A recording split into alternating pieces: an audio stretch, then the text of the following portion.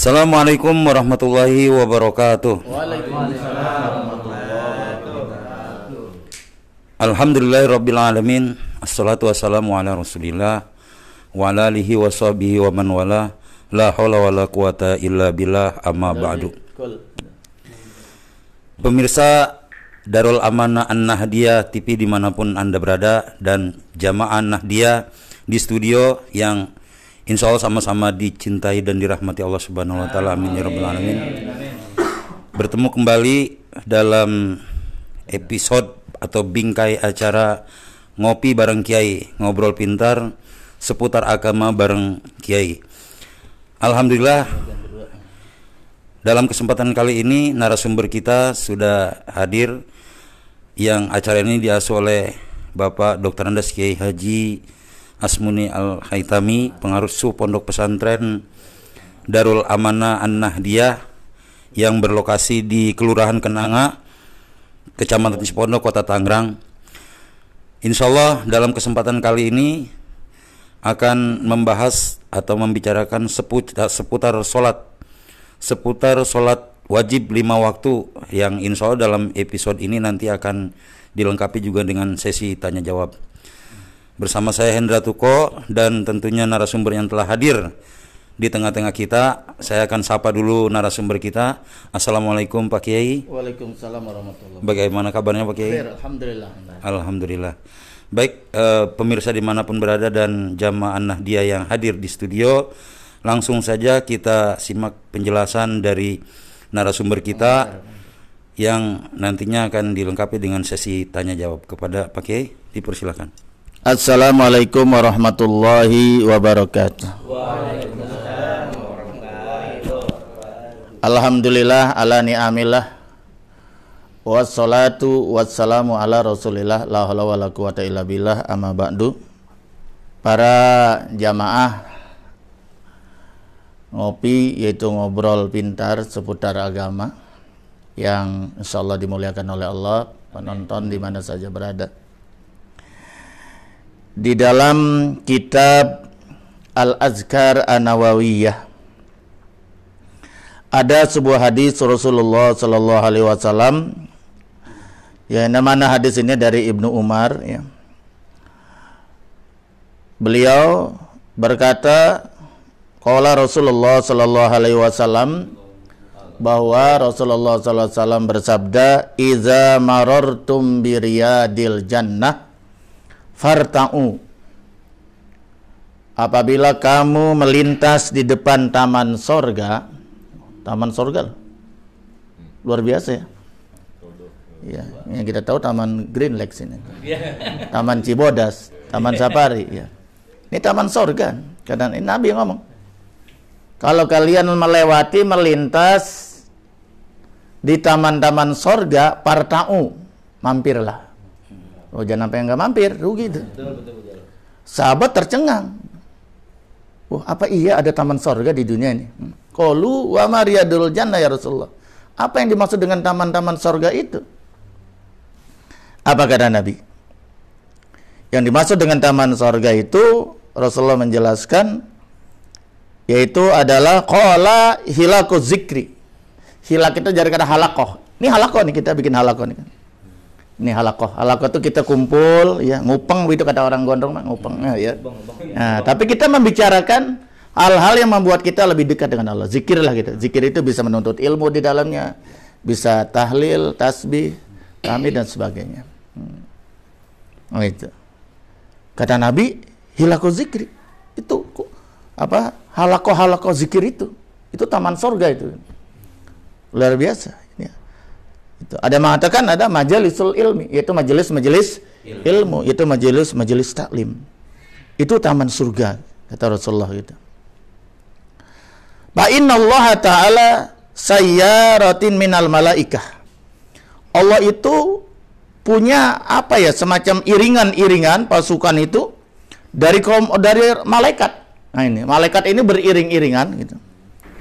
Yatlubuna hilaqu zikri, mencari di mana itu ada halakoh itu kumpulan-kumpulan zikir, termasuk majelis taklim ya. Itu malaikat yang beriringan-iringan itu, pasukan Allah itu mencari itu.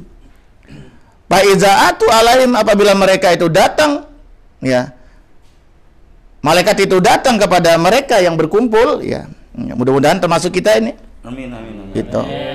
Yaitu habbu bihim, maka mereka itu ikut masuk ke dalamnya. Mereka ikut hadir, ikut menyaksikan. Nimbrung, subhanallah.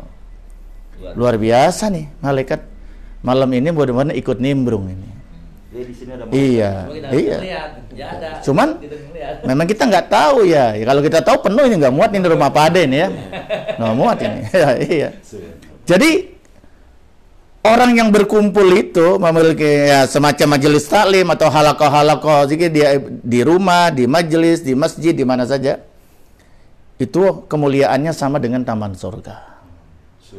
Nah, jadi kalau orang yang sering duduk di majelis-majelis ismu, majelis-majelis zikir, mudah-mudahan bisa menghantarkan kita ke surganya Allah Subhanahu wa taala. Amin ya rabbal.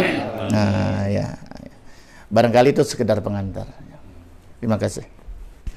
Baik pemirsa An-Nahdiyah TV dan jamaah di studio, demikian lagi tadi penjelasan dari narasumber kita Bapak Dr. Andes Kiai Haji Asnawi Al-Khaitami yang telah sekilas dipaparkan kepada kita ya kata pengantar. Dan untuk tema kita pada malam hari ini adalah membicarakan seputar sholat ya, jadi sholat 5 waktu yang biasa sehari-hari kita laksanakan. Nanti akan dibahas lebih dalam melalui sesi tanya jawab, dan saat ini kami buka sesi pertanyaan yang mungkin bisa langsung 3 atau satu-satu Pak Kiai? Satu-satu, oke. Dimulai dari siapa? Silakan Pak Ade ya. Oke Pak Ade, saya persilakan Pak Ade untuk bertanya seputar sholat ya. Assalamualaikum warahmatullahi wabarakatuh. Waalaikumsalam warahmatullahi wabarakatuh. Ini pembahasan tentang sholat. Jadi ada yang saya mau tanyakan. Jadi sholat itu sebenarnya pengertian sholat menurut ilmu fikih itu bagaimana Pak Kiai? Mohon penjelasannya. Assalamualaikum warahmatullahi wabarakatuh. Iya, sebetulnya kita setiap hari ngomong sholat ya. Ya. Ayo sholat. Ya. Kamu sudah sholat? Sudah. Tapi terkadang kita kalau ditanya apa itu sholat, suka bingung juga ya. Bingung. Apa itu sholat? Ya. Nah, oleh karena itu kita mestinya di dalam ibadah itu harus tahu ilmunya. Itu. Karena hanya dengan ilmu lah itu menambah kita keyakinan. Jadi ibadah kita menjadi yakin. Kita yakin betul ibadah kita ini sah atau tidak secara ilmu, benar atau tidak secara ilmu fikih, gitu kan? Nah itu. Karena dalam ibadah tuh nggak boleh hanya ikut-ikutan, betul nggak? Ibadah itu kan kepada Allah ya. Harus ada ilmunya gitu. Fakulu man bigora ilmin ya'malu a'maluhu mardudatun latuk balu. Barang siapa yang melaksanakan amal ibadah tanpa ilmu, maka tidak diterima. Ya. Mardudatun ditolak dan tidak diterima oleh Allah Subhanahu wa taala. Kan gitu. Nah, oleh karena itu alangkah indahnya kalau kita mengerti apa itu sebenarnya salat. Ya, walaupun itu sudah setiap hari kita ucapkan, ya. Jadi sholat itu kalau secara lughah ya, secara etimologi itu artinya doa.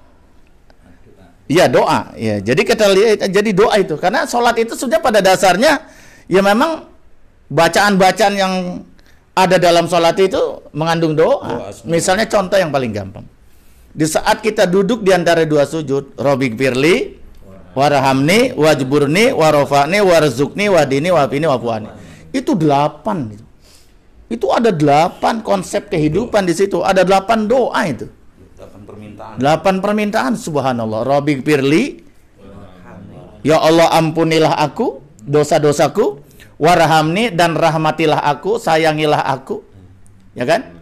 Nah, kalau tanpa rahmat Allah kita juga nggak bakal sampai di sini ya. Wajburni dan kemudianlah cukupi segala kebutuhanku. Ya kan? Kemudian warfa'ni, angkatlah derajatku. Warzukni, berikanlah aku rezeki. Nah, kemudian wahdini, berikanlah aku hidayah. Wa'afini, berikanlah aku kesehatan. Wa'afu'ani, dan maafkanlah segala kesalahanku. 8. Nah, makanya sholat itu sebaiknya mengerti apa yang kita baca. Itu yang dimaksud khusyuk tuh di situ. Bukan harus merem. Makruh malah ya. Iya. Nah, dengan apa bacaan-bacaan sholat sebaiknya itu kita mengerti, kita tahu maknanya. Malah kan sekarang banyak tuntunan sholat lengkap, itu banyak dijual di fotokopi juga ada kan dijual. Jadi kita sebagai umat Islam tuh harus bermodal gitu lah. Harus bermodal, pulsa aja tiap hari kita beli.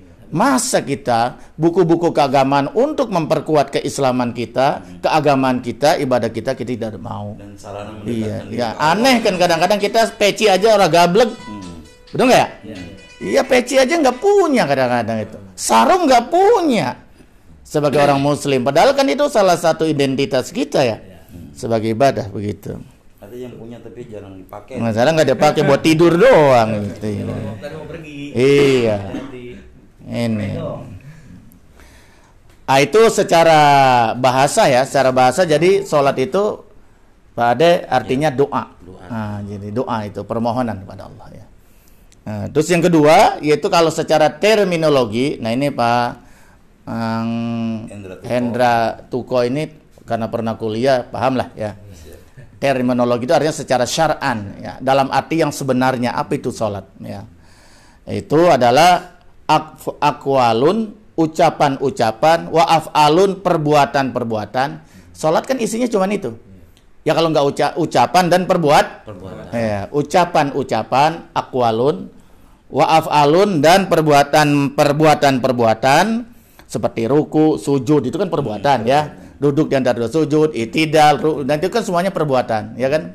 Ya kalau aqwalun ucapan-ucapan seperti takbiratul ihram, Fatihah gitu kan ya. Itu kan semuanya tahiyat awal, tahiyat akhir itu kan berupa bacaan. Jadi salat itu seperti itu.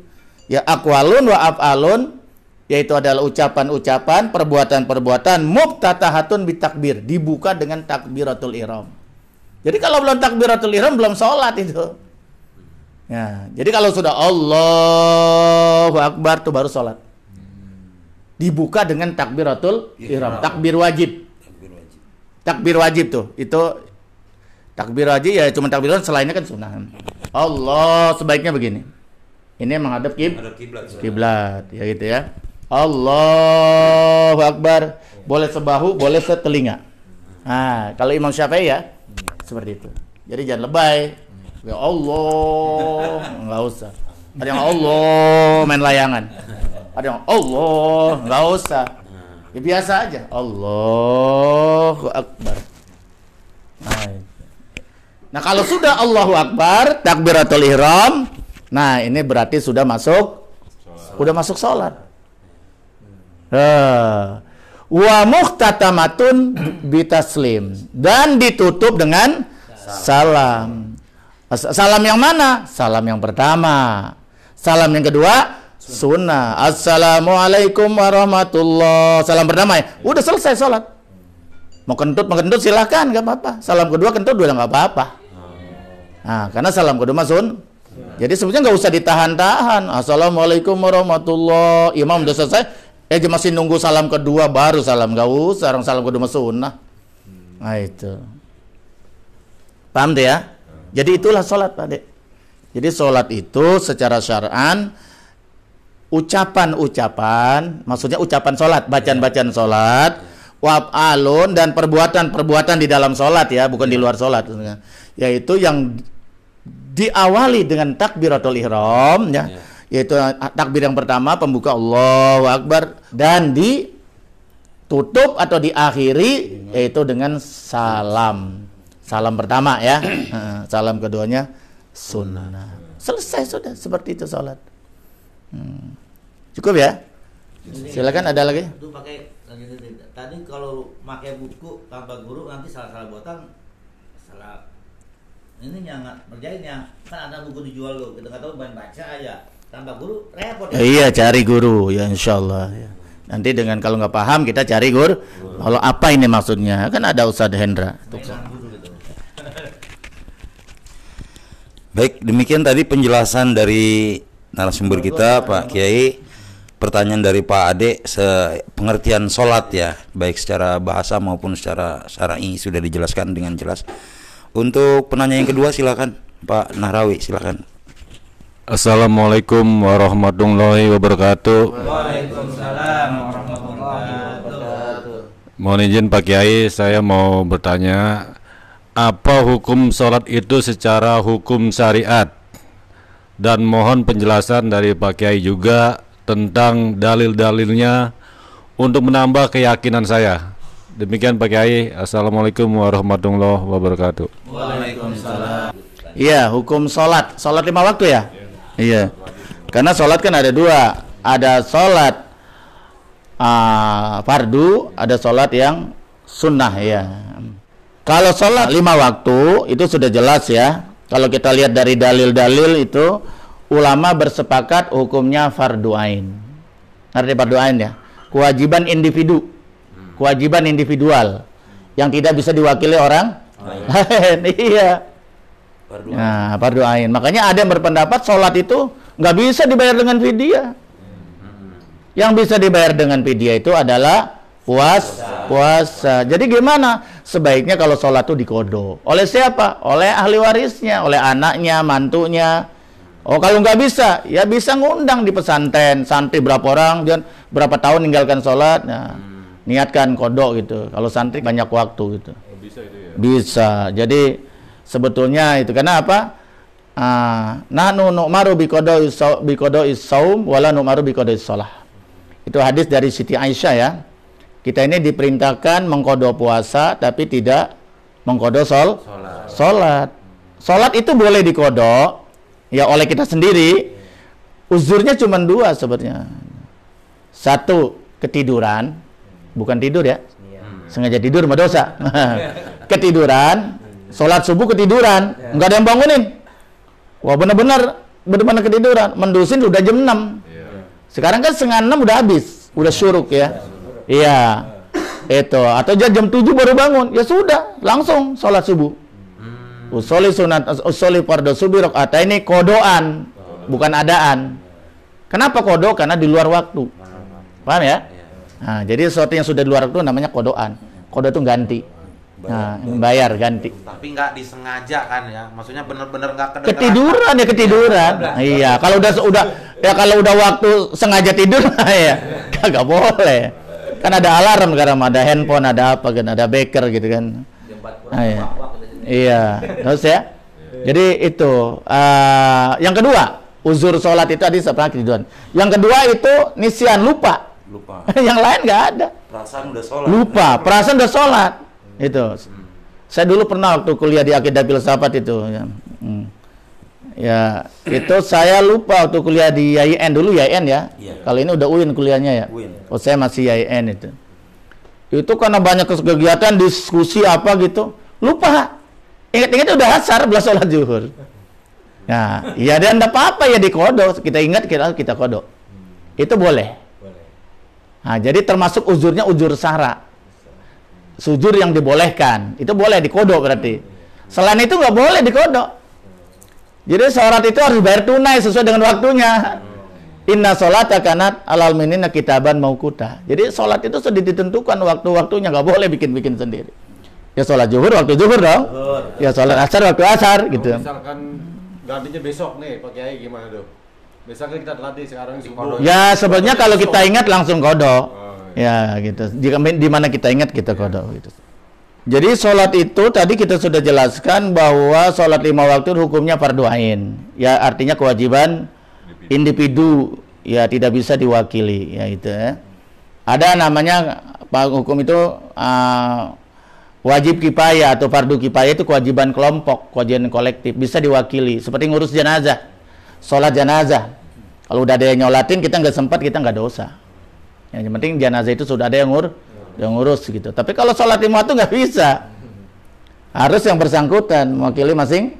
Puasa Ramadan juga nggak bisa, ya gitu kan. Kalau dia nggak bisa melaksanakan, ya dia harus bayar fidyah atau qodho nanti diluarkan. Nanti itu ada aturannya masing-masing. Itu kan ya. Itu kalau kewajiban individu. Itu. Dalilnya yaitu aqimis shalah inna sholata tanha anil fahsya'i wal munkar. aqimis sholat, dirikanlah sholat. Yaitu inna sholata tanha anil fasai wal mun. Sungguhnya sholat itu mencegah perbuatan keji dan munkar. Jadi sholat itu ibaratnya rem. Jadi orang kalau nggak sholat nggak punya rem. Orang kalau nggak sholat itu mudah terjerumus segala perbuatan maksiat. Nah, itu makanya Nabi merintahkan sholat itu umur 7 tahun. 10 tahun nggak sholat pukul. 20 tahun nggak sholat kemplang. Itu saking pentingnya sholat sebagai rem dalam kehidupan kita agar tidak mudah melakukan perbuatan keji dan munkar. Nah, di situ aqimis sholat fil amr, perintah. Ini kalau dalam usul fikihnya itu fil amri itu al-amru fil al-aslu fil amri lil wujub. Asal perintah Allah itu menandakan wajib. Nah, ini fil amr yang menunjukkan wajib. Ini kan perintah. Aqimis sholat, dirikanlah sholat. Nah, jadi asal perintah Allah itu menunjukkan wajib. Nah, itu. Aqimus sholat wa atuz zakah. Dalam ayat yang lain itu aqimus sholat wa atuz zakah warka'u ma'ar rokinin. Surat Rokiin. Ini surat Al-Baqarah ayat 43. Itu. Aqimus sholat, dirikanlah sholat. Jadi bukan ngerjain. Kalau ngerjain sekedar gugur kewajiban. Tapi kalau aqimus sholat, dirikanlah sholat, itu benar-benar mendirikan. Artinya dia itu ya'tuna bisyurutiha wa arkaniha. Jadi semua syarat-syaratnya sholat, rukun-rukun sholat benar-benar dipenuhi. Itu namanya mendirikan sholat. Berarti harus tahu ilmunya tuh. Warka'u dan rukulah ma'ar rokiin bersama orang-orang yang ruku. Watu zakah. Jadi aqimus sholat, watu zakah itu selalu digandeng memang. Aqimus sholat hablum minallah. Watu zakah hablum minan. Nah, jadi kalau habis sholat, jangan lupa sama manusia. Kita jangan hanya soleh di hadapan Allah, tapi soleh juga di hadapan manusia. Iya, bantu, saling membantu, bersedekah, berinfak, macam-macam, saling tolong menolong. Jadi harus punya kepedulian sosial. Jadi orang yang sholatnya benar pasti punya kepedulian sosial pada orang lain. Itu.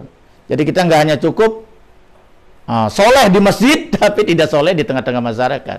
Nggak bisa. Hablum minallah, hablum minan. Aqimus sholah wa atuz zakat. Zakat itu kan ibadah sosial. Nah, zakat itu kan buat dikasih kepada orang. Ya, itu jadi hablum minanas. Warka'u dan rukulah marrokiin. Itu. Ini surat Al-Baqarah ayat 43. Ini pun di sini perintah. Fi'ilnya fil amar, perintah. Ya, artinya memperkuat dalil yang di atas itu. Jadi bahwa sholat 5 waktu itu hukumnya fardu ain, wajib. Ya, wajibnya wajib ain. Nah, kemudian diperkuat lagi dalam hadis Rasulullah SAW. Hadis ini sangat populer ya, sangat masyhur di kalangan umat Islam karena ini hadis ini disebut hadis rukun Islam yang 5. Bunyal Islam ala khamsin. Islam itu dibangun dengan 5 asas, 5 dasar. Yang pertama adalah syahadati alla ilaha illallah wa anna muhammadar rasul. Berarti 2 kalimat syahadat. Yang pertama syahadatain. Syahadatain itu artinya 2 kalimat. Yang pertama syahadat iman, asyhadu alla ilaha illallah, tiada Tuhan yang patut disembah yang lain anu. Itu namanya syahadatul iman. Yang kedua syahadatul rasul. Pengakuan bahwa Nabi Muhammad itu adalah rasul Allah, utusan Allah, yaitu asyhadu anna muhammadar rasul. Itu yang pertama. Yang kedua, yaitu wa iqamis shalah, mendirikan salat. Jadi kita lihat di sini salat termasuk rukun Islam yang kedua setelah syahadat. Karena orang kalau belum syahadat belum wajib mengerjakan salat. Iya. Jadi orang kafir itu dituntut yang pertama bukannya salat, syahadat. Nah, setelah dia syahadat baru dia berkewajiban melaksanakan syariat yang lain termasuk salat. Yang ketiga wa itaiz zakah, itu mengeluarkan zakat bagi yang mampu. Terus wa shaumi Ramadan, yang keempat itu puasa Ramadan, yang kelima wajil baiti man ista'ila sabila. Pergi haji bagi yang mampu. Nah, dalil berdasarkan hadis ini jelas bahwa hadis ini memperkuat dalil-dalil di atas tadi ayat Al-Qur'an bahwa sholat itu adalah salah satu daripada rukun Islam, berarti wajib hukumnya. Wajibnya wajib apa? Ulama sepakat wajibnya wajib ain. Wajib individu setiap orang wajib mengerjakannya. Nah, gitu. Barangkali begitu. Ada lagi? Silakan. Demikian dari pertanyaan dari Pak Nahrawi sudah dijelaskan secara gamblang oleh Pak Kiai. Oke, untuk pertanyaan yang ketiga saya persilakan dari sisi kanan. Assalamualaikum warahmatullahi wabarakatuh. Waalaikumsalam warahmatullahi wabarakatuh. Nama saya Komar. Komarudin.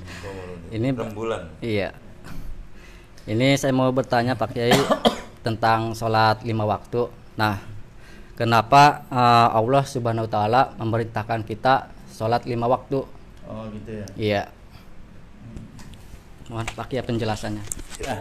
Kenapa Allah memberikan kita sholat 5 waktu? Iya. Jadi kita harus tahu ya. Gitu. Lah ini Allah memerintahkan kita sholat 5 waktu itu, yang pertama tujuannya adalah lita'abud ilallah, untuk beribadah kepada Allah. Wa ma khalaqtul jinna wal ins illa liya'budun. Jadi tidaklah Allah menciptakan bangsa jin dan manusia kecuali untuk beribadah kepada Allah. Jadi kewajiban kita itu yang pertama beribadah kepada Allah. Kenapa? Allah sudah ciptakan semua fasilitas ini untuk manusia, untuk makhluknya, betul nggak? Betul. Allah ciptakan langit dan bumi, 7 lapis langit, bumi, segala isinya, segala kenikmatan di muka bumi, semuanya untuk manusia. Sudah, manusia mah cuma yang penting udah bersyukur aja, ibadah aja udah. Ya. Jadi yang pertama itu Allah memerintahkan kita sholat diantaranya untuk beribadah kepada Allah. Buktikan ya, buktikan bahwa kalian itu betul-betul mempertuhankan Allah. Mana buktinya gitu loh. Kita kan ngaku Allahur Rabbi, Allah itu Tuhan kita, betul. La ilaha illallah, tiada Tuhan yang patut disembah, yang patut diibadahi, patut disembah, yaitu melainkan Allah Subhanahu wa ta'ala. Ya iya, jadi sholat itu sebagai bukti. Ya. Sebagai bukti, sebagai dalil bahwa kita ini betul-betul mengakui Allah sebagai Tuhan kita. Nah, kalau kita sudah mengakui Allah sebagai Tuhan, berarti kita harus ta'abud, kita harus ibadah kepadanya, ya menyembahnya, melaksanakan segala perintahnya dan menjauhkan segala larangan. Iya, seperti itu. Makanya ada di dalam keterangan yang lain itu bahwa kita diperintah sholat itu untuk mengingat Allah, agar kita ini dengan sholat itu komunikasi kita dekat dengan Allah, kita selalu nyambung dengan Allah. 5 kali loh. Satu hari yang wajib berapa? 5 kali. Jadi supaya kita ini benar-benar dekat dengan Allah. Jangan lupa dengan Allah. Ya. Jadi kalau kita ingat kepada Allah, Allah ingat kepada kita. Kalau Allah kita lupa kepada Allah, juga lupa kepada kita. Di saat kita ini minta pertolongan, Allah juga cuek. Kita cuek. Betul nggak ya? Kan begitu. Iya. In tansurullah yansurukum. Jadi kalau kita membela agama Allah, kita menghidupkan agama Allah, Allah pun akan menolong kita. Begitu. Lah kita nggak pernah melaksanakan segala perintah Allah. Di saat kita butuh, kita nyari Allah. Gimana? Tolong. Iya, makanya wa aqimus sholata li zikri. Dirikanlah salat untuk mengingat aku. Jadi fungsi yang kedua tuh salat itu adalah karena ingin mengingat, agar kita ini ingat kepada Allah gitu. Makanya kalau betul-betul kita kerjakan satu hari 5 kali itu salat, rasanya mustahil manusia itu terjerumus ke dalam perbuatan dosa besar. Betul. Kenapa? Karena satu hari 5 kali komunikasi. Sholat itu adalah ibadah yang paling formal. Selalu diingatkan. Iya. Sholat itu ibadah yang resmi, ibadah yang paling formal. Harus menghadap kiblat, betul nggak? Ada syarat dan rukunnya. Nggak boleh melakukan yang perbuatan yang di luar sholat, bisa batal. Tidak boleh membaca yang bukan bacaan sholat. Betul. Jadi ibadah yang paling formal itu sholat. Ya kan? Iya, dan sholat itu kalau kita sudah Allahu Akbar berarti kita sedang berkomunikasi dengan Allah. Kita sedang berhadapan dengan Allah itu. Ya kan? Masya Allah, itu luar biasa. Nah, yang ketiga itu yaitu adalah li salamati fid dunya wal akhirah. Itu meraih keselamatan di dunia dan di akhirat. Itu mencari keselamatan di dunia dan akhirat. Makanya di dalam seruan azan itu, nida itu panggilan, ya kita nyebutnya azan ya. Azan itu. Itu hayya 'alal falah. Ada kan? Nah, kalau hayya 'alas shalah, marilah kita hayya 'alal falah, marilah kita meraih kemenangan. Kebahagiaan, kemenangan, keselamatan di dunia wal akhirah. Bahkan bahkan nanti amalan yang pertama kali dihisab di akhirat itu sholat. Ya kan? Awwalu ma yuhasabu bil abdi yaumal qiyamah as-salat. Jadi amal manusia yang pertama kali nanti diaudit, dihisab, dihitung di akhirat salat. Salat itu pangkalnya ibadah. Jadi kalau salatnya benar, yang lain ikut benar. Kalau salatnya rusak, yang lain lebih rusak. Gitu. Makanya Nabi itu mengajarkan kepada kita, anak kalau sudah 7 tahun, ayo, walaupun yang belajar ruku, sujud ya 10 tahun nanti sudah, ya nanti 10 tahun udah ngerti bacaan-bacaan, udah langsancar. Jadi 10 tahun praktek aja dulu dah, ikut-ikutan. Iya ya, 7 tahun ya. Nah, 3 tahun sampai 10 tahun nanti dia udah bisa. Walaupun itu kan secara hukum fikih belum balik. Iya, belum wajib. Belum mukallaf. Karena belum mukallaf, karena mukallaf itu syaratnya al-bulug ya, al-aqlu al-bulug. Cuman kalau usia segitu 7 tahun, 10 tahun kan tamyiz. Nah, tamyiz itu sah salat. Jadi orang yang tamyiz itu sah. Jangan kan salat yang imamin aja sah. Kalau tamyiznya ya. Jadi kok dia belum wajib? Jadi gimana? Ya tarbiyah, pendidikan, namanya tarbiyatul alat supaya anak terbiasa. Kan nggak bisa langsung anak itu langsung 15 tahun langsung disuruh sholat. Masa? Kaget dia. Bagaimana dia bisa mengerjakan sholat dengan benar padahal sudah wajib hukumnya. Ya berarti harus ada estafet. Nah, ya dari 7 tahun dia sudah belajar sholat. Begitu wajib umur 15 tahun atau sudah ihtilam atau sudah haid kalau perempuan. Nah, dia sudah benar sholatnya gitu loh. Ya kan ya? Itu. Kenapa? Karena tata cara sholat nggak sama dengan puasa. Kalau puasa tidak rumit, tapi kalau sholat rumit. Coba kita periksa, apa sujud kita udah benar? Rukun sujud ada berapa itu? Nah, iya. Nah, ya, ruku kita udah benar, ya kan? Jadi nggak gampang. Nah, di sini adalah perlu kita belajar. Pak Narawi sama Pak Ade benar tuh ngajakannya tiap subuh, Pak. Iya, itu namanya tarbiyatul alat. Mendidik anak dari kecil, ya. Iya, supaya terbiasa. Puasa juga begitu, harusnya dari SD sudah diajarin berpuasa. Latihan menahan lapar dan haus, tuh ya. Nah, nanti begitu wajib, akil balik, mukallaf, ya standby. Sudah bisa melaksanakan puasa dengan benar, gitu loh. Itu nggak? Nah, silakan, mungkin ada yang lain. Oke, untuk penanya selanjutnya silakan. Bismillahirrahmanirrahim. Assalamualaikum warahmatullahi wabarakatuh. Nama saya Muslim. Ini Pak Kiai, saya ingin menanyakan saat ini kita sedang membahas sholat ya. Yang saya ingin pertanyakan itu, apakah setiap orang Islam itu wajib menjalankan sholat yang 5 waktu? Dan mohon penjelasan dari Pak Kiai. Wassalamualaikum. Ini kewajiban itu kenapa kita diwajibkan sholat yang 5 waktu sebagai umat Islam gitu. Oke, mohon untuk dalil yang menyatakan bahwa kita tuh wajib menjalankan sholat yang 5 waktu. Itu. Saya wassalamualaikum warahmatullahi wabarakatuh. Bang Muslim ini ya, Bang Muslim ini benar-benar Muslim ya. Iya. Iya. Agamanya Islam. Orangnya Muslim. Jadi begini. Kalau kita lihat di dalam kitab-kitab fikih itu ada syarat-syaratnya itu. Tidak semua orang wajib sholat. Ya, tidak semua orang wajib sholat. Jadi ada syarat-syarat itu. Wajibnya sholat. Yang pertama al-Islam. La yajibus sholat, la tajibus sholat alal kafir. Orang kafir nggak wajib sholat. Tapi begitu dia sebagai muslim, dia wajib sholat. Ya, itu pun ada syarat-syaratnya. Yang kedua, dia harus yaitu an-naqa minal haid wa nifas. Ini khususnya perempuan ya. Dia harus suci dari haid dan nifas.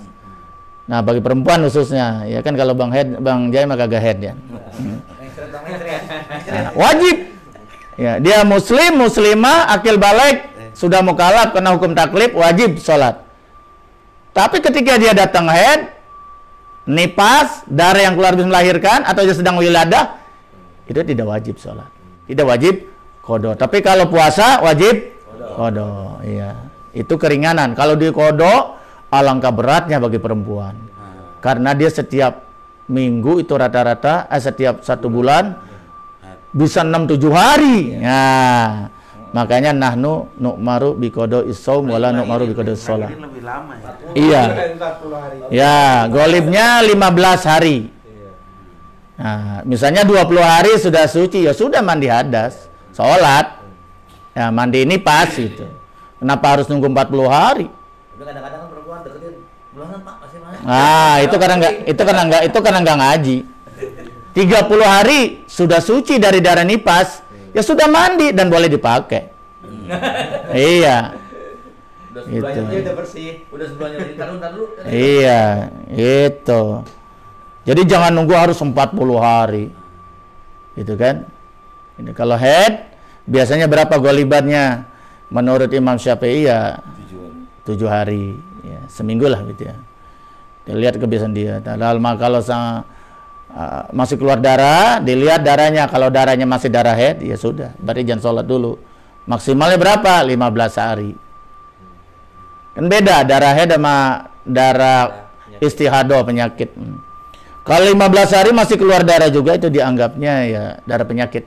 Karena sudah di luar kebiasaan. Nah, dia tetap wajib sholat. Bagaimana sholatnya kalau darahnya masih keluar aja? Tambel pakai topo dapur biar kepedesan. Iya, kalau sekarang ada softtek ya. Jangan gagal sholat. Iya. Karena udah wajib sholat. Wajib puasa. Iya. Yang selanjutnya yang ketiga itu al-aqlu wal bulug. Nah, itu syaratnya. Jadi kalau akalnya belum bekerja sempurna dan belum balik, itu belum wajib sholat muslim. Iya. Ya tadi tuh anak-anak, itu hanya tarbiyah namanya pendidikan. Tapi ketika dia udah akalnya sudah sempurna, ya berakal, ya orang gila kan gak wajib sholat. Ya, itu. Kenapa? Terus ada juga orang yang rada PA-PAan dikit gitu, kurang se-on 2 on otaknya. Nah, itu dia nggak ngerti apa yang dikerjakan juga nggak wajib sebenarnya. Karena jadi akalnya yang sempurna. Yang kedua, dia sudah balik.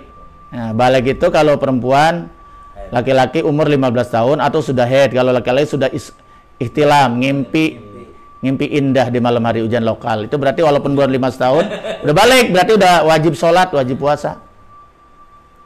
Nah, makanya kita harus ngerti anak kita. Ya betul nggak?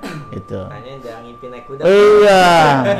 Jangan anak kita perempuan sekarang nggak harus nunggu 15 tahun. Perempuan sekarang kan tahu sendiri. Kelas 5 tahun. Iya, kelas 5, kelas 6 aja udah head. Masya Allah.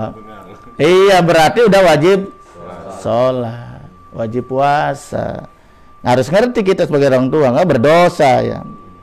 Yang keempat, ini hurujul mani, ikhtilam au amdan. Itu apabila sudah keluar mani dan baik itu mimpi maupun sengaja. Ngimpi, terutama ngimpi, tanda-tanda ngimpi itu. Ya, ikhtilam namanya. Nah, itu berarti sudah bakil balik dia, maka wajib mengerjakan sholat. Ya, kalau perempuan itu biasanya haid. Tadi udah dibahas itu Maya. Atau yang kedua, balaghahu dakwah, sampai dakwah kepadanya. Seperti orang di pedalaman itu ya. Orang di pedalaman itu kalau nggak ada yang dakwah sama sekali, kalau menurut Ahlussunnah Wal Jamaah itu nggak wajib. Wajib sholat. Karena nggak ada penerangan Islam, dia nggak mengerti. Tapi kalau menurut Mu'tazilah itu tetap Mu'tazilah mahal. Lalu ngapain? Kan lo punya akal nggak dipakai gitu kamu Mu'tazilah. Tapi kalau menurut Ahlussunnah Wal Jamaah, Abu Hasan Al-Asy'ari, orang yang belum sampai dakwah Islam kepadanya, gitu, maka dia tidak wajib mengerjakan ibadah sholat, gitu.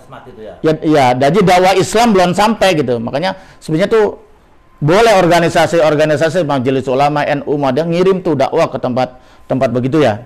Karena itu belum tersentuh dakwah Islam. Mereka nggak ngerti apa itu Islam.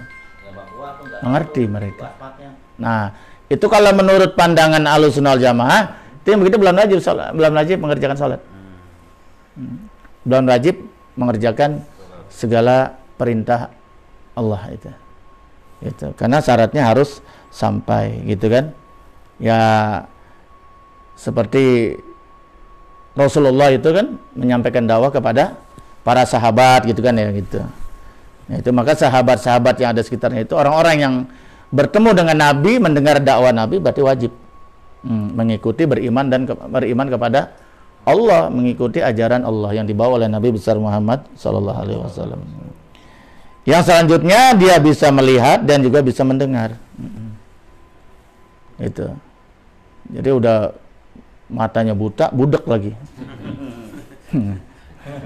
Matanya, ya kalau matanya buta saja sih mendengar masih bisa, karena masih sampai dakwah ya.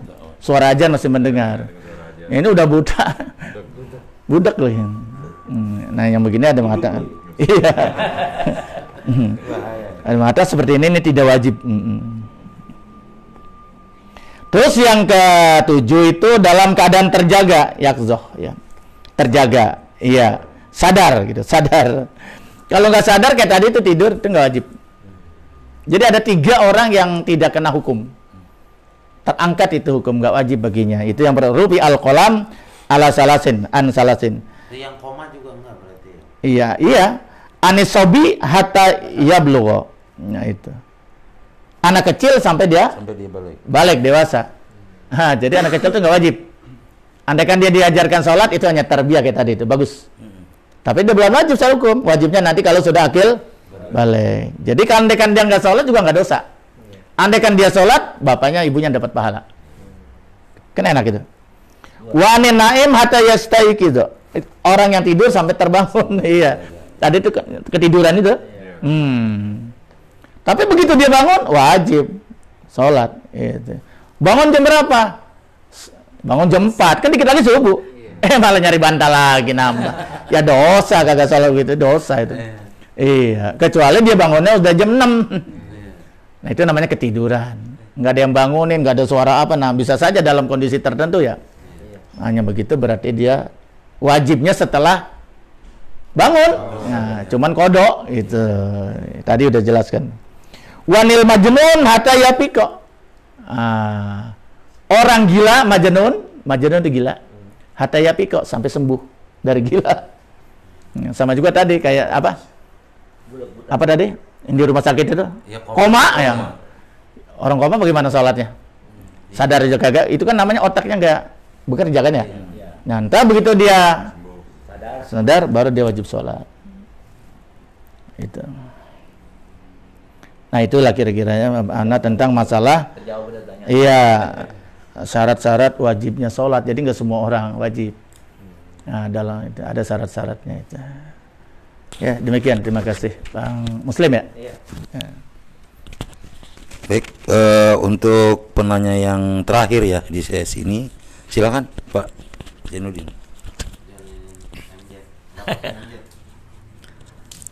Oke, assalamualaikum warahmatullahi wabarakatuh. Waalaikumsalam. Nama saya Bang Jai.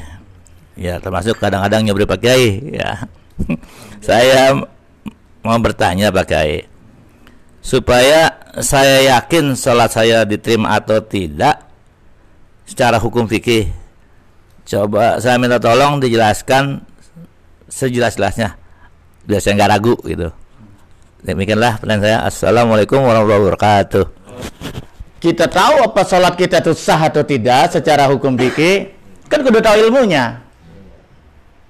Sementara ini kita ngerti nggak itu sholat kita sah atau tidak? Ukurannya apa? Apa nyontoh orang? Ya orang yang kita contoh kan belum tentu benar juga. Nah kita bisa yakin sholat kita itu sah atau tidak, diterima atau tidak.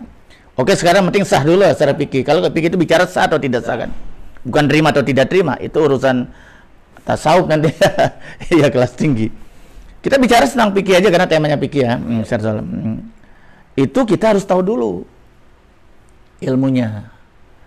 Nah, selama ini kita coba kita sholat udah bertahun-tahun. Tapi kita yakin nggak secara ilmu sholat ini benar nggak? Itu kan ya. Ya kalau benar itu berarti sah secara hukum fikih. Ya kalau memenuhi syaratnya gitu. Ya, itu kan ya. Itu. Yang pertama itu harus suci daripada hadas. An-naqo minal hadas. Kalau punya hadas nggak boleh. Ya kan? Layak balullahu sholata ahadikum idza ahdasa. Allah tidak akan menerima sholat seorang kalau dia sudah hadas. Hadas itu ada dua, ada hadas besar, ada hadas kecil. Kalau hadas kecil kentut, buang angin dari pantat, itu batal. Karena itu termasuknya hadas kecil dari ilmu fikih, maka cukup berwudu. Kalau nggak ada air, tayamum, kan begitu. Itu sudah terangkat hadasnya jadi suci, boleh sholat. Tapi kalau hadas besar, misalnya keluar air mani, ngimpi, harus mandi. Atau keluar air mani, misalnya junub habis hubungan badan, ya harus mandi itu, Mak. Mandinya mandi wajib, bukan mandi sunnah. Kalau mandi sunnah itu hari Jumat, sholat Id. Kalau pagi sore mandi mubah. Itu mandi mubah banyak, ada mandi pagi, ada mandi sore, ada mandi madu, Elvin Sukaisi, ada mandi kembang, Caca Handika, banyak tuh. Ya. Ini dimaksud mandi hadas besar. Nggak bisa dengan wudhu, masa hadas besar dengan wudhu? Nggak terangkat. Terangkat menjadi suci kalau hadas besar. Gitu kan? Nah kalau sudah kita mandi, berarti wudhunya sunnah. Wudhunya sunnah. Ya sebaiknya tetap dikerjakan. Enggak pun udah sah. Karena kalau sudah mandi berarti kan sudah suci. Ya kalau udah suci berarti ya udah boleh sholat. Cuman dalam ilmu fikih tetap walaupun itu sebaiknya wudhu, walaupun hukumnya sunnah. Bagaimana? Pak Ustadz, saya berhubungan badan dengan istri, namanya pengantin baru, meriang gue udah hajar terus. Itu nggak ya? Ya gitu kan. Yang belum nikah diam aja. Ya. Bagaimana tuh meriang? Wow. Ini bahaya nih kalau kena air mandi, bahaya. Ya tayamum. Hadas besar tayamum. Iya. Pengganti. Jadi tayamum itu bisa menggantikan hadas kecil, wudu bisa juga menghadaskan besar mandi. Karena kagak ngaji, nggak belajar, aja guguling di depan lapangan, depan rumah. Mana telanjang. Nah, itu namanya kuple PA itu.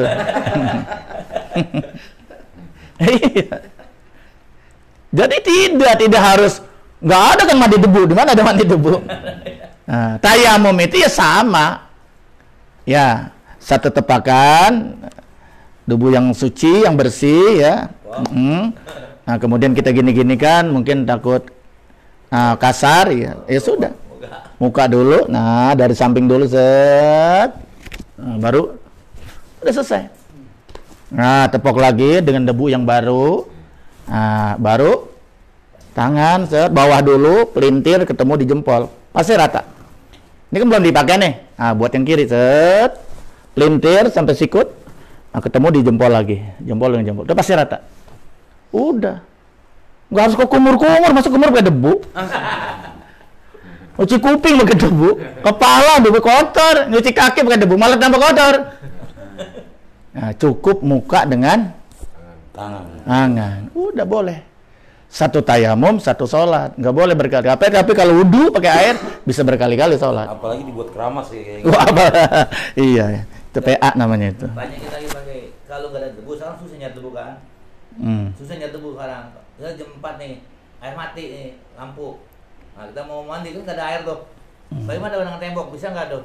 Ya kalau mandi situ ada debunya, temboknya misalnya ada nih. Tapi kalau ada yang kekeh pendapat tidak bisa itu. Tidak bisa. Iya, tapi ada yang mengatakan oh nggak Pak, boleh di tembok, boleh di kursi di mana saja karena itu kan darurat, hanya pengganti ya, pengganti daripada wudu ya, wudu ya. Kan taharah itu sebenarnya ada berapa? 4 ya. 1 itu wudu, 2 itu mandi, 3 tayamum, 4 izalatun najasah, itu menghilangkan najis. Itu termasuk toharoh, bersuci. Gitu. Ya. Jadi kembali kepada keyakinan masing-masing. Karena memang kalau kita lihat dari dalilnya, yaitu ya debu dalam Al-Quran. Iya. Sekarang susah rumah kade. Iya. Kade rumahnya kan nggak ada debu. Mau ke depan nggak ada. Ya kalau saya sih memang saya usahakan kalau bisa di samping di mana di latar gitu, dari debu yang bisa itu kita halusin begitu ya, gitu. Tapi kalau hujan ya udah darurat apa adanya, mau di tembok mana gitu. Atau kita lihat di lantai depan juga kan kita yakin situ insya Allah nggak bersih banget kan, itu. Karena pada dasarnya turab debu itu kan suci pada dasarnya. Air itu pada dasarnya suci. Kecuali kita yakin dia itu najis gitu. Tanah juga pada dasarnya suci karena kita yakin betul kalau itu benar tercampur dengan najis. Jadi najis. Gitu. Ya, tadi sampai di mana itu? Bang Jai? Sampai itu kalau mandi. Iya, tadi yang pertama itu adalah syaratnya harus suci dari hadas. Ya, itu baru boleh. Ya, itu. In kuntum junuban fatahharu, itu surat Al-Maidah ya, ayat 6. Jadi kalau kita itu punya junub, ya harus fatahharu, bersuci, yaitu dengan mandi. Nah, kalau kita itu hadas kecil, misalnya buang air kecil, itu cukup dengan wudu. Buang angin cukup dengan wudu, baru boleh sholat. Kalau enggak, ya enggak sah sholatnya. Yang ketiga itu yaitu an-naqa minan najasah. Itu suci daripada najis. Kalau ada najis nggak boleh itu. Pil badan, baik itu di badan kita, itu nggak boleh. Atau pisau pakaian kita, tempat kita makan, tempat kita sujud, itu harus suci. Pastikan itu harus suci dari najis. Itu karena itu termasuk syarat sahnya sholat. Ya, itu. Jadi sholat itu sah kalau memenuhi syarat-syaratnya. Ya, pertama tadi suci daripada hadas, yang kedua itu adalah suci daripada najis, yang ketiga satrul aurat, Bang Jai, nutup aurat. Jadi kita sebelum sholat pastikan jangan sampai ada misalnya ada yang beset gitu kan.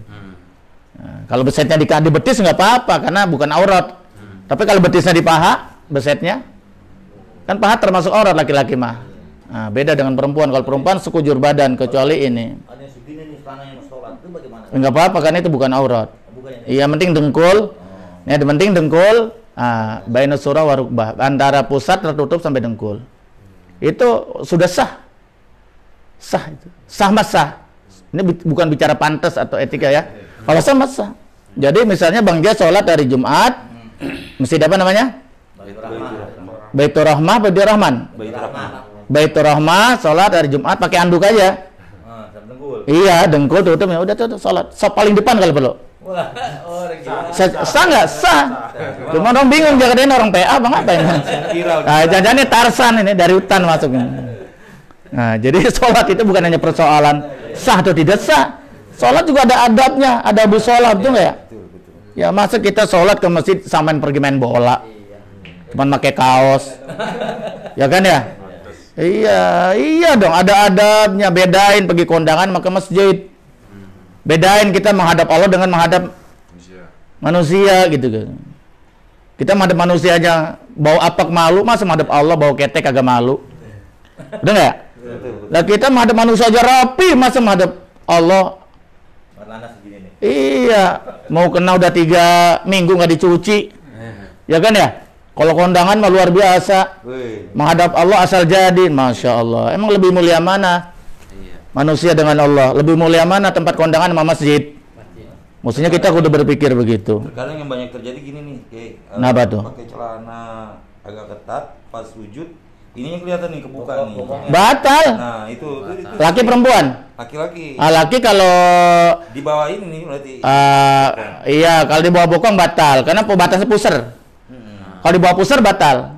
Nah, ini pusar ini nih. Iya. Pinggang ya. Tapi kalau ke atasnya tuh nggak apa-apa. Pokoknya baina surah wa rukbah. Sampai kelihatan nih pecahan. Jadi Iya. badannya ketat, kaosnya ketat. Ya, iya. Pas sujud itu kelihatan. Iya. Saya juga kadang-kadang bingung lihat orang semacam itu. Iya. Itu gimana makainya gitu. Pakaian seperti itu. Betul nggak ya? Kan sebenarnya nggak nyaman itu. Iya, nggak nyaman. Tempat saya lagi sholat. Itulah perlunya adab itu. Kita perlu adab. Mungkin dia itu ini lagi jalan-jalan apa dan Ya, korban mode. iya. Korban mode, apalagi perempuan. Perempuan ada gitu. Celananya super ketat and super irit, kurang bahan. Ya rata-rata kancingnya di bawah pusar. Betul nggak ya? Atasnya benar pakai jilbab. Bajunya panjang, tapi celananya kayak lepet. Sampai kelihatan bentuk pahanya, bentuk betisnya, itu haram sama aja dengan telanjang perempuan model begitu. Kalau punya anak gadis begitu tuh tolong itu. Saya sampaikan di sini. Haram itu. Suami kalau membiarkan istrinya begitu, itu haram hukumnya, dosa besar walaupun pakaian dibeliin mahal harganya. Itu yang dinamakan orang berpakaian tapi telanjang. Iya, berpakaian tapi telanjang. Kenapa? Karena sampai kelihatan bentuk tubuhnya itu nggak boleh. Harus longgar. Jilbab itu kan artinya pakai menjulur ke bawah, longgar. Itu namanya jilbab. Ya kan? Gitu. Atau ada juga pakai pakaian longgar tapi transparan, kelihatan kulitnya, tembus pandang, itu juga sama dengan telanjang hukumnya, itu nggak boleh. Itu kayak pakaian pengantin itu, sengaja di sini. Iya, itu kalau itu dan itu laku itu pakaian begitu tuh. Jaring nyamuk dibikin. Iya, makanya itu yang paling berdosa yaitu yang perancang busananya itu, yang bikinnya itu, sama yang make. Terus suami lagi. Suami juga ikut beliin kena. Jadi kita itu satrul aurah, menutup aurat. Malah kita dianjurkan kalau mau ke masjid itu berhias, pakai pakaian yang bagus, ya, menutup aurat bagus, ya, dan pakai wangi-wangian, ya, karena kita menghadap Allah, memasuki rumah Allah. Karena masjid itu lebih mulia dari istana, lebih mulia dari hotel berbintang 5. Ya, betul nggak?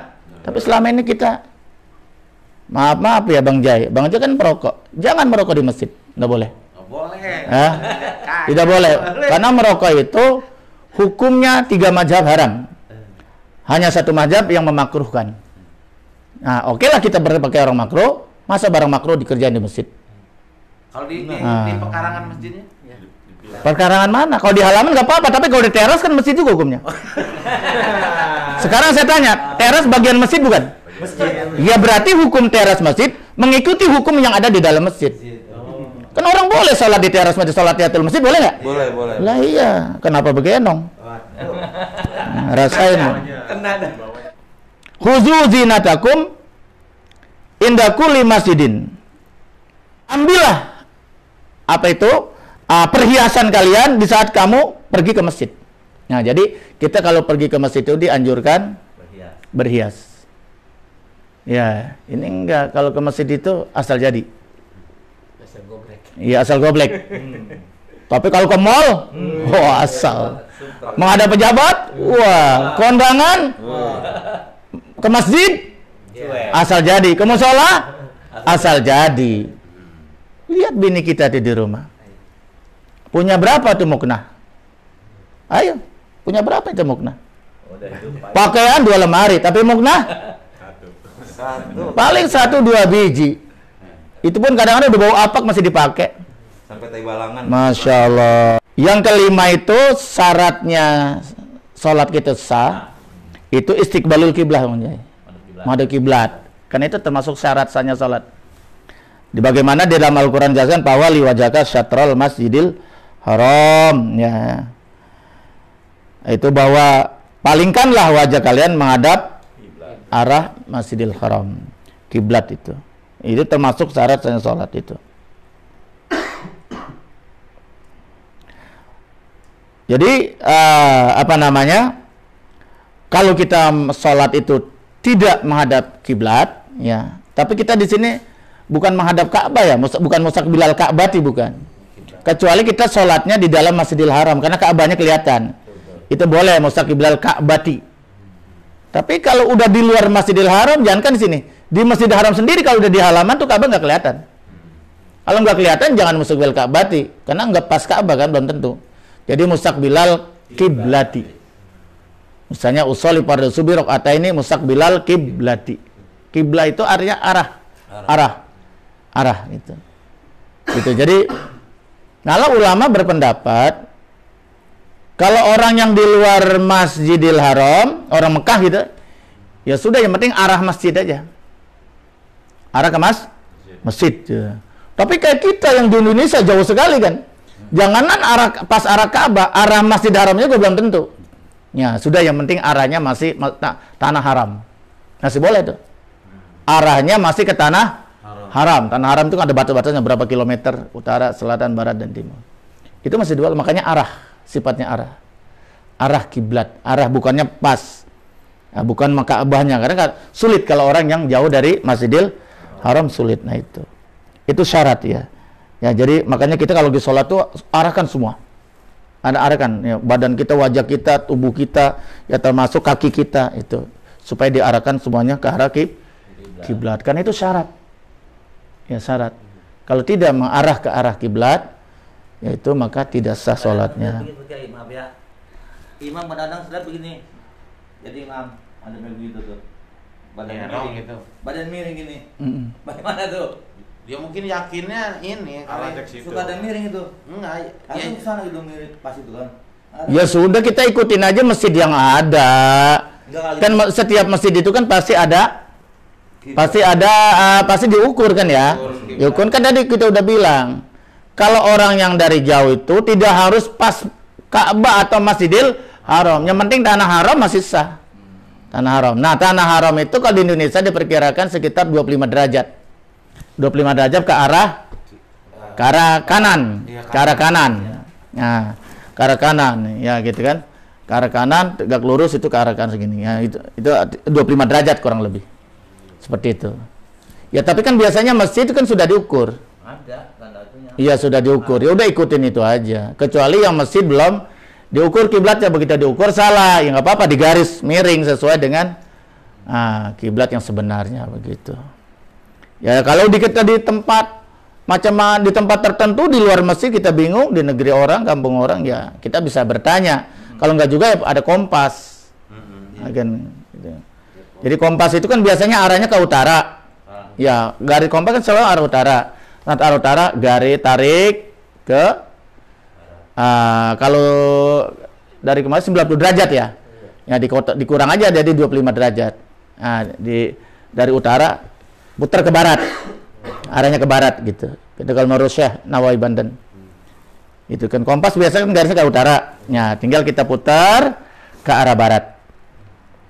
Kalau 90 derajat diambil 25 berapa? 25. Nah, kira-kira begitu. Pokoknya 25 nyerong sedikit 25 derajat kurang lebih seperti itu dari barat. Itu. Makanya Rasulullah SAW bersabda, "Idza kunta ila shalah," kalau kamu ini mendirikan salat, bigil wudu, maka sempurnakanlah wudunya. Kalau kamu salat, wudu karena wudu termasuk syarat sah salat. Sempurnakan wudu itu. Jadi syarat dan rukun wudunya harus sempurna. Suma istiqbalil kiblah, kemudian menghadap kiblat. Nah, kalau syarat kan begitu. Syarat itu kan dikerjakan sebelum sholat gitu. Wallahu a'lam bishawab. Pemirsa An-Nahdiyah dimanapun berada dan jamaah An-Nahdiyah, pengajian Nahdiyah di studio, demikianlah tadi bincang-bincang dalam bingkai ngopi bareng Kiai, ngobrol pintar seputar agama bersama Pak Kiai, yang kali ini telah membahas seputar sholat, namun ini tentunya belum tuntas. Insya Allah nanti di episode berikutnya, episode yang akan datang, kita akan bahas dan kita lanjutkan kembali pembahasan seputar sholat ini. Dan mungkin itu saja pertemuan kita kali ini. Saya Hendra Tuko bersama narasumber Bapak Dr. Andes Kiai Haji Asmuni Al-Hitami mengucapkan terima kasih atas segala perhatiannya. Mohon maaf atas segala kurangan. Usikum wa nafsi bitaqwallah. Wassalamualaikum warahmatullahi wabarakatuh.